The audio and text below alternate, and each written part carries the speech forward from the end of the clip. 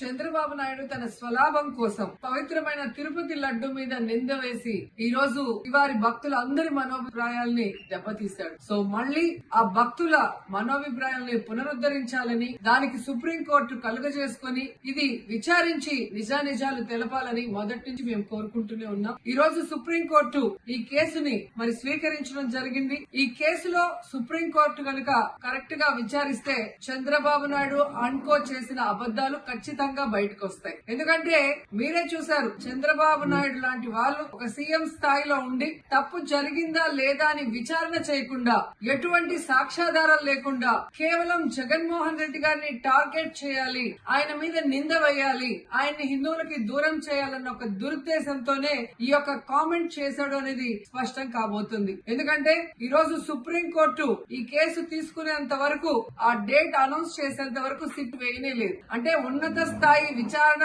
ఎక్కొట్టాలి, ఉన్నత స్థాయి విచారణ జరిగితే తాను చెప్పిన అబద్ధం బయటపడుతుందన్న భయంతో సిట్ ని హడావిడిగా ఏర్పాటు చేయడం మనం అందరం కూడా గమనించాలి. మొదటి నుంచి మాకు సిట్ మీద ఎందుకు నమ్మకం లేదు అంటే, తన పరిధిలో ఉన్న సిట్ ని చంద్రబాబు నాయుడు వేస్తే ఆల్రెడీ తను ఒక జడ్జిమెంట్ ఇచ్చేశాడు కాబట్టి దానికి లోబడే అధికారులు అబద్దాలు మాట్లాడతారు, నిజాలు చెప్పరు. ఎందుకంటే ఈ రోజు సిట్ లో వేసిన అధికారి అడిషనల్ డీజీ, ఆయన కన్నా పెద్ద ర్యాంక్ లో ఉన్న టీటీడీ ఈఓ, మరి ఐఏఎస్ ఆఫీసర్ మొదట మాట్లాడిన స్టేట్మెంట్ కి చంద్రబాబు నాయుడు గారు అబద్దం చెప్పిన స్టేట్మెంట్ తర్వాత మాట్లాడిన దానికి తేడా చూస్తేనే ఈ సిట్ అనేది సిట్ అండ్ స్టాండ్ కి తప్ప దేనికి పనికిరాదనేది అర్థమైంది. అందుకే మేము మొదటి నుంచి అడిగాము, సుప్రీంకోర్టులో విచారణ జరగాలి, సిబిఐకి డైరెక్షన్ ఇచ్చి విచారిస్తే ఖచ్చితంగా మత కల్లోలాలు సృష్టించాలనుకున్న చంద్రబాబు నాయుడు అన్కో అందరికీ కూడా బుద్ధి చెప్పే అవకాశం దొరుకుతుందని. సో ఈ రోజు విచారణ స్టార్ట్ అయింది. దీన్ని సిబిఐకి అప్పచెప్పి సిట్టింగ్ జడ్జి పర్యవేక్షణలో